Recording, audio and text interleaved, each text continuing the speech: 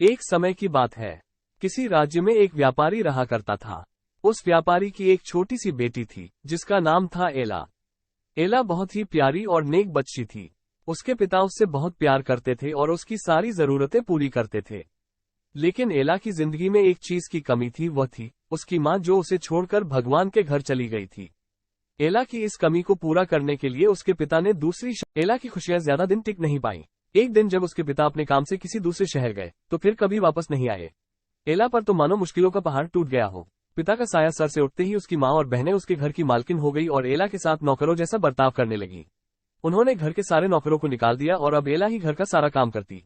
उसकी बहनों ने तो उसका कमरा भी उससे छीन लिया और उसे एक दिन राज्य में ऐलान हुआ कि महल में एक बहुत बड़ा आयोजन है और राज्य की सभी लड़कियों की बुलाया गया है ताकि राजकुमार अपनी पसंद की लड़की से शादी कर सके।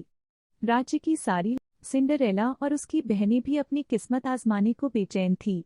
लेकिन फिर सिंडरेला की ये खुशी उसकी सौतेली माँ को रास नहीं आई कि इस वक्त उसकी बहनें क्या कर रही होंगी और राजकुमार देखने में कैसा होगा। सिंडरेला जब इन ख्यालों में खोई हुई थी तभी वहां एक जादूगरनी आई। उसने सिंडरेला को दुखी देखा तो उसकी मदद करनी चाहिए। सिंडरेला ने सारी बात जादूगरनी यह कहकर जादूगरनी ने अपनी छड़ी घुमाई और वहां पड़े एक बड़े से कद्दू को एक बग्घी में बदल दिया। वहीं 4 चूहे उछल कूद मचा रहे थे। जादूगरनी की नजर उन पर पड़ी तो उसने चूहों को घोड़ा। उसके पैरों में टूटी हुई चप्पल की जगह सुंदर कांच की जूती आ गई। अब सिंडरेला महल में जाने के लिए तैयार थी। जादूगरनी ने सिंडरेला को विदा करते हुए कहा, बेटी तो अपनी इच्छा पूरी कर ले, लेकिन याद रखना रात 12 बजते ही यह सारा जादू खत्म हो जाएगा। सिंडरेला जब महल पहुंची तो सबकी नजरें उसी को देखने लगी। वह बहुत ही सुंदर लग रही थी।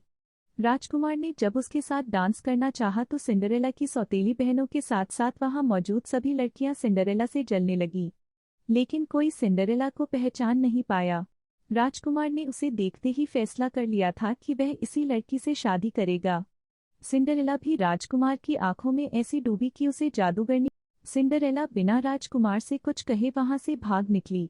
वह नहीं चाहती थी कि राजकुमार उसे उसके पुराने गंदे कपड़ों में देखे और उससे नफरत करे। भागते वक्त राजकुमार ने बहुत कोशिश की सिंडरेला को ढूंढने की, लेकिन वह उसे कहीं नहीं मिली। सबने राजकुमार से उसे भूल जाने को कहा, लेकिन राजकुमार सिंडरेला को भूल नहीं पा रहा था।